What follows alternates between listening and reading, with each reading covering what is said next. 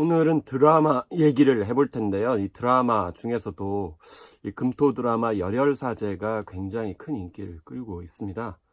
열혈사제는 뭐 드라마 제목에서 알 수 있듯이 사제, 그러니까 신부님이 주인공이거든요. 그래서 신부님이 주인공인 그런 영화는 우리가 익히 검은 사자들이라는 그런 영화를 통해서 알 수가 있습니다.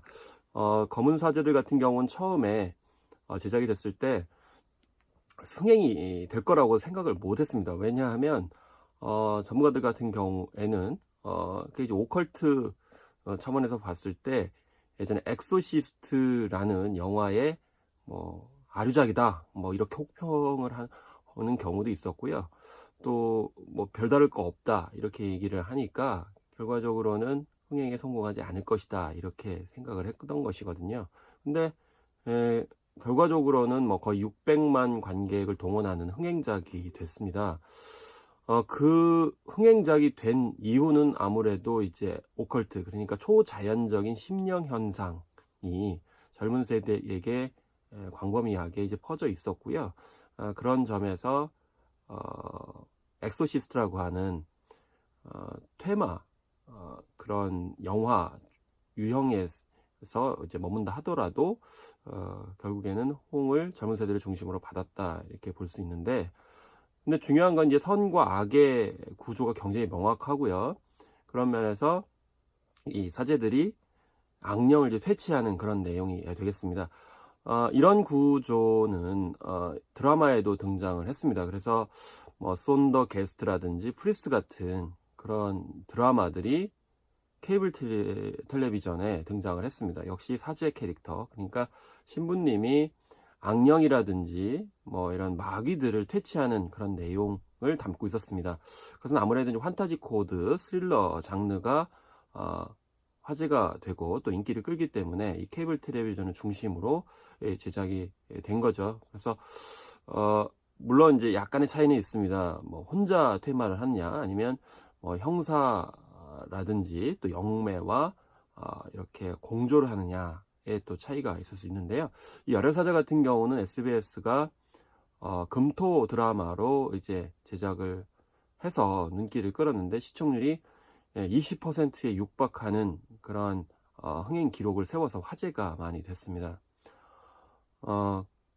무엇보다도 이제 그냥 진지한 그런 내용이 아니고 극한 직업 이후에 코믹한 그런 영화 혹은 코믹한 드라마가 대사가 될 수 있다는 것을 거꾸로 확증시켜준 드라마가 바로 열혈사제가 되겠습니다. 김남길의 재발견이라고 볼 수가 있겠고요. 또 이한이의 진가를 다시 한번 보여주면서 김성균의 숨겨졌던 그런 코믹 배우로서의 역량을 보여주기도 했고, 또 웬만한 조연 배우들은 다 스타가 되는 그런 인기 있는 드라마가 됐습니다. 근데 중요한 거는 여기에서 사제가 왜 주인공이 되었느냐라는 점을 이제 볼 수가 있는 거죠. 사실 사제 같은 경우에는 종교적인 차원에서 신앙을 강조하는 그런 수도자인데요. 이제는 단순히 퇴마에서 벗어나서 영웅 히어로로 이제 거듭나고 있다라는 것입니다. 물론 이제 어떤 장르물로서의 액션 오락물과 결합되어 있어서 일종의 악당의 무리를 이제 퇴치하는 그런 역할을 이제 하고 있는데요. 그렇다면 거꾸로 왜 사제가 영웅까지 돼야 됐을까라고 생각했을 때 제 생각에는 이제 사회 지도층에 대한 불신이 많이 커지고 있지 않나 이렇게 생각이 듭니다. 그런 차원에서 레이첼 보츠만의 신뢰의 이동의 이제 한 대목을 좀 읽어보고 싶은데요. 왜 이렇게 이 사회 지도층에 대한 신뢰가 깨졌는가? 그런 면에서 몇 가지를 이야기하고 있는데 이런 대목이 있습니다. 다양한 엘리트 집단에 대한 신뢰가 이 동시다발적으로 추락한 이유는 무엇일까? 매우 중요하면서도 공통된 세 가지 이유가 있다. 첫 번째는 책임의 불평등.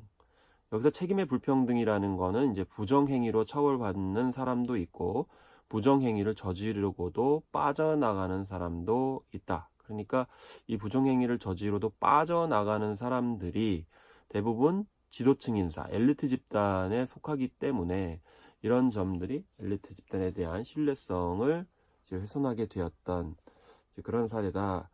이렇게 볼 수 있는 거죠. 또 격리된 반향실이라고 하는 대목이 있습니다.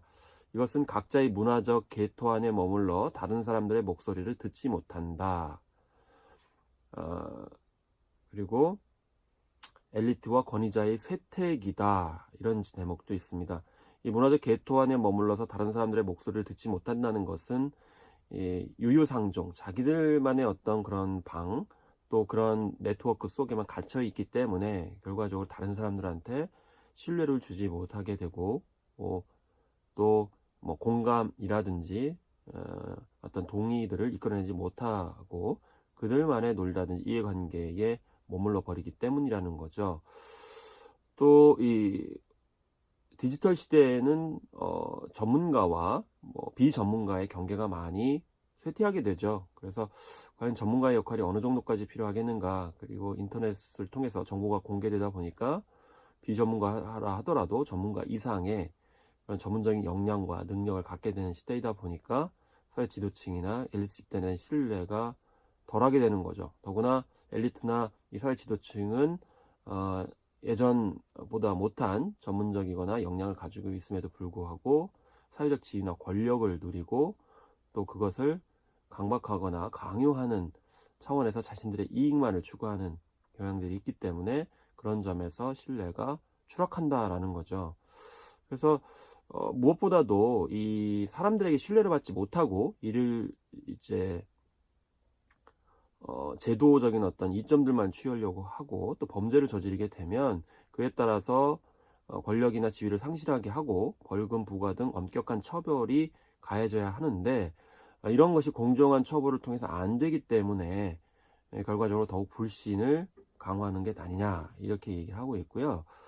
또 사실 우리가 사는 사회나 시스템은 자본주의 사회인데요. 이 자본주의 사회에서는 뭐 금융이라든지 뭐 자본가라든지 기업주, 뭐 투자자들이 제 우선에 속하게 되죠. 근데 이 책에서 얘기하고 있듯이 이 금융계에서 굉장히 뭐 부정적인 그런 사례, 예를 들면 앨런에서 아서 앤더슨, 그리고 프레디 맥에서 페니 맥, 리먼 브라더스에서 이제 베어스턴, 그리고 AIG에서 노던 로, 닉 리슨에서 버니 매도프, 또 BHS 연금기관 대실패에서 리보 스캔들 이래까지 엄청나게 큰 타격을 준 이런 CEO 사례들이 있는데도 불구하고 처벌받은 사람들이 소수라는 거죠. 그리고 게다가 뱅크 오브 아메리카의 켄 루이스, 그리고 리먼 브라더스의 CEO 닉 펄드는 수백만 달러의 황금 낙하산을 가지고 멀쩡히 그냥 유유히 나갔다. 그래서 돈과 권력만 있으면 큰 돈을 벌기 위해 규칙을 어겨도 된다. 또 문제가 생겨도 실질적인 책임을 지지 않아도 된다. 이렇기 때문에 이제 사회 지도층이라든지 리더급에 대해서 불신이 큰 거죠. 또 이제 최근에 한국에서 뭐 정관계의 불법적인 반인권적인 그들만의 카르텔에 대해서 뭐 여러 가지 사례가 나왔죠. 뭐 장자연 사건도 그렇고 또 김학의 사건 같은 게 마찬가지였기 때문에 그런 면에 불신이 커서 결국 누가 좀 우리들을 구원해줬으면 좋겠다라는 생각을 하게 되는데 그 가운데 사제가 주인공으로 등장을 한 거죠.